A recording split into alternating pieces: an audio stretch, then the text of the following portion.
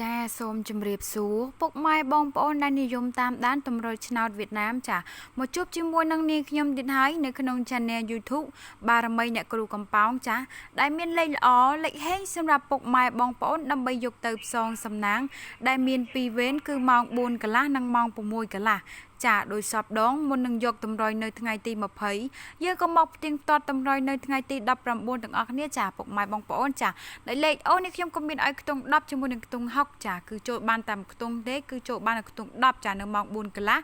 ក៏វាចូលបាន2ប៉ុស្តិ៍ចានៅប៉ុស្តិ៍ B គឺវាចូល18នៅប៉ុស្តិ៍ D គឺវាចូលលេខ10ចាពុកម៉ែបងប្អូនចំណែកខ្ទង់6គឺបានចូលទេចាចំណែកលេខក្រប VIP វិញគឺ18គឺចំប៉ុស្តិ៍ B តែម្ដងនៅម៉ោង4កន្លះចាពុកម៉ែបងប្អូនគឺចំតែម្ដងចាចំណែកលេខ43ក៏វាចូល34ចាពុកម៉ែបងប្អូនវាចូលត្រឡប់ចាចំណែកចាហើយចំណែកលេខ85គឺវាចូល58នៅប៉ុស្តិ៍ A នៅម៉ោង6កន្លះចាពុកម៉ែបងប្អូនគឺពិតជាហេងមែនតើសម្រាប់លេខ VIP នៅក្នុង YouTube ចាគឺចូលបានដល់តែ3គ្រាប់ឯណោះចាពុកម៉ែបងប្អូន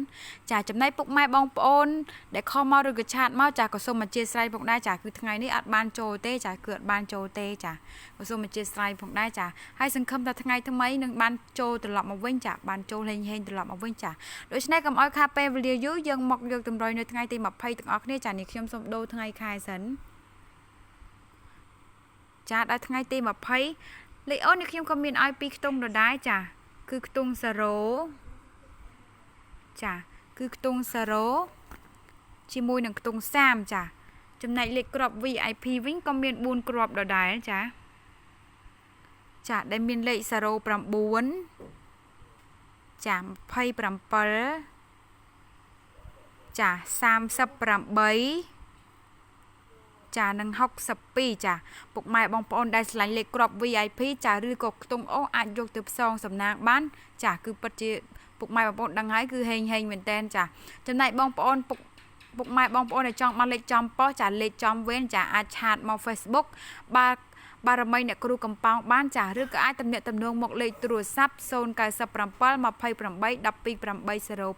ចាចំណែកពុកម៉ែបងប្អូនដែលយកលេខទៅចាក់ត្រូវចាទៅជូនសគុណតាមសធា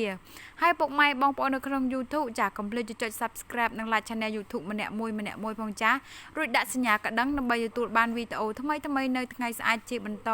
ចាហើយក៏សូមជូនពរឲ្យពុកម៉ែបងប្អូននៅក្នុង YouTube ទាំងពុកម៉ែបងប្អូនដែលខលមកឬក៏ឆាតមកសូមចាហេងចាដូច្នេះជួបនេះខ្ញុំនៅវីដេអូក្រោយជាបន្តទៀតចាសូមអរគុណ